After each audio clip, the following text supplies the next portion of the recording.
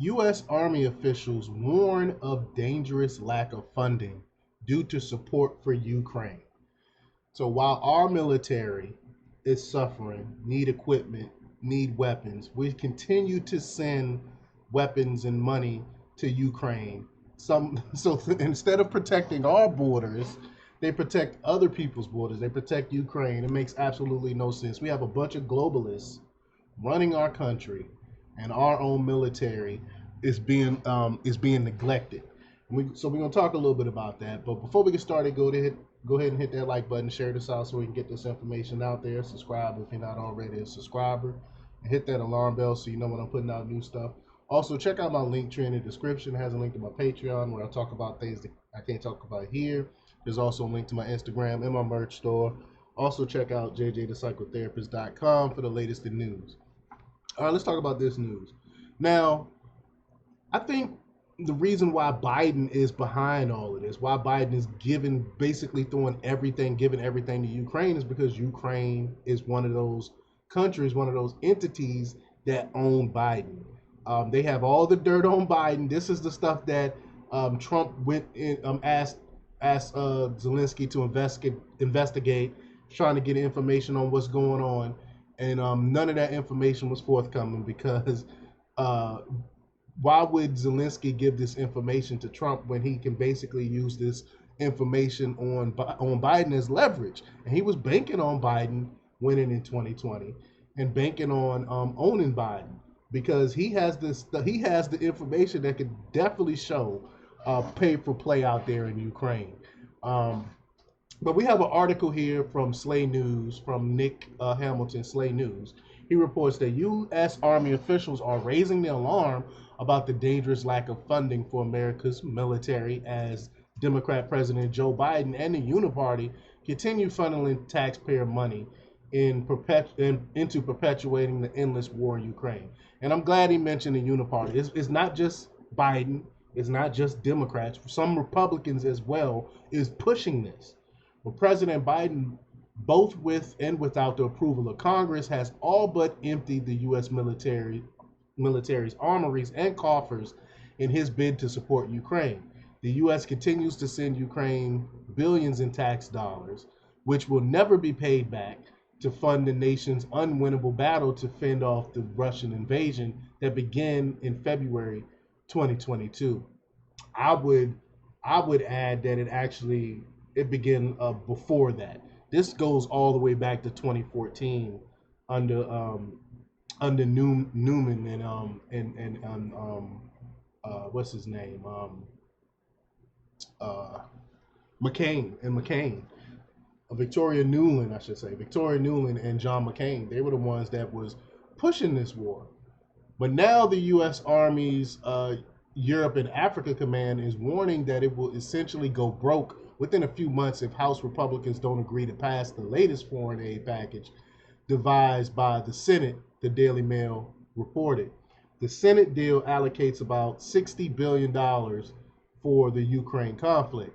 The stunning admission not only provides a glimpse of how dangerously depleted the U.S. military's budget and stockpiles have become due to Biden's insistent support of the Ukrainian war effort, but is also the latest example of the guilt tripping, and fear mongering that the administration and political establishment have resorted to as a means to browbeat hesitant lawmakers into voting for even more taxpayer-funded aid for Ukraine. I don't understand, why are we supporting this? Why?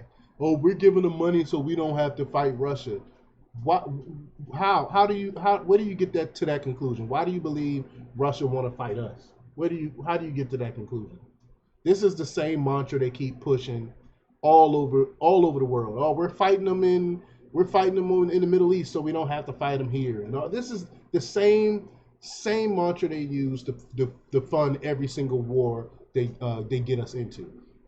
But CNN reported that while Congress and the White House continue to bicker over a stalled $95 billion foreign aid package, the U.S. Army's Europe and Africa Command has spent around $430 million of its own budget to continue Ukraine-related assistance and training since the beginning of the fiscal year in October 2023. Now, one unnamed senior Army official has warned that without a full 2024 defense budget, now we're talking about defense budget, not aid, or any supplemental funding for Ukraine, which I'm totally against. I'm totally against any type of funding to Ukraine. The command only has around $3 billion available to cover upwards of $5 billion in costs for both normal activities and operations, as well as its Ukraine-related expenditures. According to the report, that funding could completely run out in just a few more months. Quote, if we don't get a base budget, if we don't get Ukraine supplemental funding package, which again, I'm totally against, if the government shuts down, if we get nothing else and nothing changes from today, the anonymous official reportedly cautioned, we will run out of operational and maintenance funding in May. Another unnamed official from the Army Command reportedly suggested that if operational funds weren't shifted from lower priority projects within the budget to cover the Ukraine-related efforts, quote, we would cease to exist. And CNN further reported that Army Secretary Christian Wormuth, the senior civilian leader tasked with governing the military branch's annual budget, told the outlet that the Army will be forced to, quote, sort of rob Peter to pay Paul if Congress, meaning House Republicans, don't rapidly approve this year's annual defense budget or the supplemental foreign aid package. The huge deal is passed. 2/3 of the funding is destined to be spent on Ukraine in some form or fashion. Quote, every incremental dollar I have, it's very important where I put that dollar, Wormuth said. And I'm constantly choosing between, do we put it on barracks? Do I put it on enlisted incentives? Do I put it on exercises? Do I put it on modernization? I don't have spare cash to be just sort of donating some of that, she said. This was money that we anticipated to be replenished, obviously by the supplemental. The unnamed senior Army official also ramped up his fear-mongering by speculating about the broader consequence of Congress failing to approve the funding that President Biden and others have demanded. They warned, quote, it's all interconnected. And what we're doing in one space is impacting us everywhere. So how about this? How about we just not send money to other countries? How about we just support our country and get our country in line first? How about that? And then after we take care of our country, maybe we can help other countries. But she goes on to say, quote, we reneged on this stuff. You don't think China's watching out there in the Pacific? You don't think that's going to have direct impacts on the Pacific? Russia is definitely watching. Again, fear-mongering. According to the Council on Foreign Relations, as of the end of fiscal year 2023, last October, the U.S. has spent at least $75.4 billion on aid to Ukraine since February 2022. I think the number is higher than that. This includes at least $46.3 billion in military-related assistance, $26.4 billion in financial assistance, and $2.7 billion in humanitarian aid.